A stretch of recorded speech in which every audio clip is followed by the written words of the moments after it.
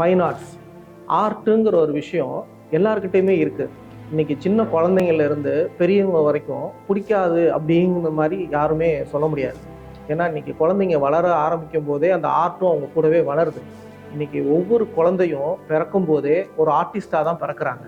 ஆனால் நம்ம தான் அந்த குழந்தைங்களை டைவெர்ட் பண்ணி வேற வேற இடத்துக்கு நம்ம கொண்டுட்டு போகணும்.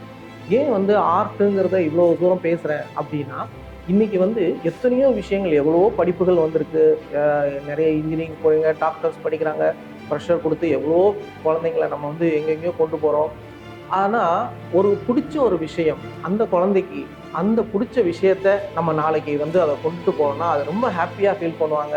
அவங்களுடைய கேரியர் இது ரொம்ப பெரிய விஷயமா நடக்கும்.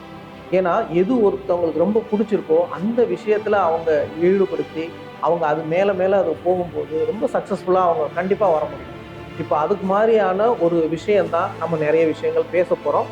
ஒரு ஆர்ட்டுங்கிற ஒரு விஷயம் என்ன, யாரெல்லாம் அதுக்கு ஆர்ட் கத்துக்க முடியும், எந்த மாதிரி வாய்ப்புகள் இருக்கு, ஆர்ட் படிச்சுட்டு அதுக்கப்புறமா அவங்களுடைய கேரியர் வைஸ் என்னெல்லாம் அவங்களுக்கு ஜாப் ஆப்பர்ச்சுனிட்டி இருக்கு, இந்த மாதிரியான விஷயங்கள், கோர்சஸ் வைஸ் என்ன மாதிரி கோர்ஸ்லாம் இருக்குது, அதுக்கப்புறம் அவங்களுடைய எந்தெந்த காலேஜஸ், எங்கெங்கே யூனிவர்சிட்டி, அப்ராடில் எவ்வளோ ஜாப் இருக்குது, அங்கே இருக்கிற யூனிவர்சிட்டிஸ், இது மாதிரி எல்லா விஷயங்களையும் நம்ம உங்ககிட்ட பகிர்ந்துக்கிற போகிறோம்.